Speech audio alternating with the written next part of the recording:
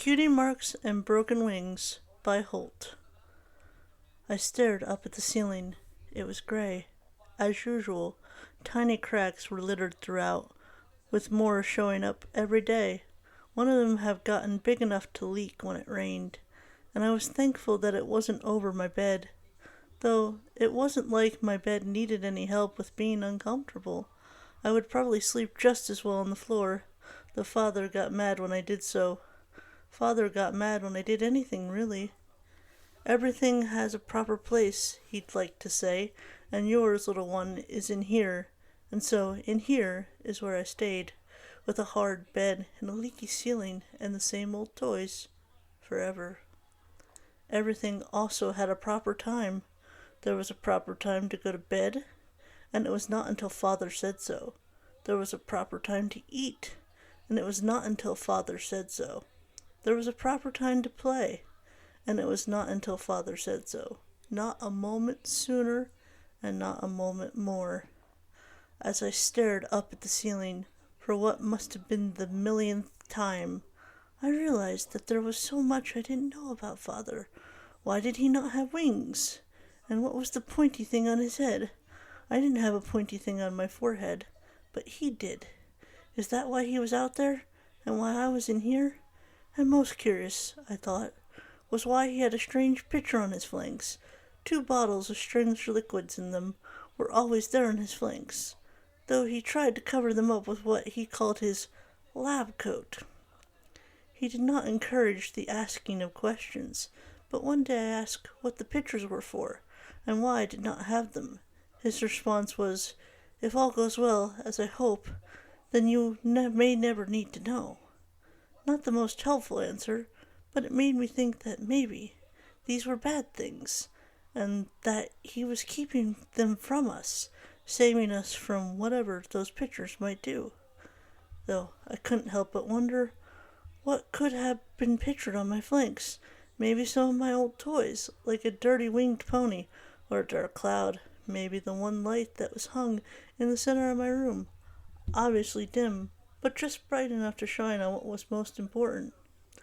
I sat up and looked around the room for more things I could imagine on my flanks. Besides my small box of toys and the toilet, which I did not want to picture anywhere but where it currently was, in the corner of my room, I couldn't think of anything else. It felt silly to put Father there, or even his white coat. I stretched my wings and slid off my bed. I froze for a second, then stretched my wings back out. I hadn't properly used them in quite some time, as Father got mad when I flew around the room. Now I didn't care as much about what he thought. The years of being told not to fly left my wings unable to carry any weight.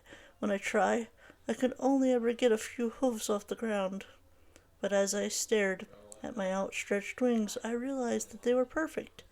I didn't know what the pictures meant, but something deep down told me that my wings belonged there. I gave them a few tentative flaps, feeling a bit of lift, but not lifting off the ground at all. I looked around the room and walked up to the door. Glancing out the small window set into it, I noticed a distinct lack of Father. Good. I gave a few more flaps, rising a bit off the ground. Just as I felt one hoof rise up, I lost all balance and toppled over. Usually this is where I'd stop. I'd tried, and I had failed, and that was that. Time to get back into bed and wait. But for some reason, I didn't stop. I had to fly. And so I got back up off the ground and tried again. I beat my wings with all the strength they had in them, but it wasn't enough, and I fell. Then I tried again, and again, and again. Each time I felt like I was doing a little bit better, though each fall left me more bruised than the last. But I didn't even notice. I needed to get completely off the ground. I needed to fly, just once. Over and over. I got up, I flapped, and I fell. It felt like hours had passed. It was more likely just a few minutes, but at last I finally did it. With a few beats of my battered wings, I got off the ground, and then stayed there. I opened eyes I hadn't realized I had closed, and looked down at the ground that was not touching, not with hooves or wings or even my tail. I was flying. With a quick glance to my sides, I noticed the constant, almost instinctual ribbon. Up, down, up, down. It was almost mesmerizing. The door burst open with a loud bang, and I quickly snapped back to a rather furious-looking father. I faltered and tried to collect it, but I think I just made things worse. I veered to my left and crashed violently into the nearest wall. A sharp pain shot through my wing and up my back. I opened my mouth to scream, but only managed a small squeak. I fell, and father rushed to my side. "What is wrong with you, child? I instructed you never to fly, you know that."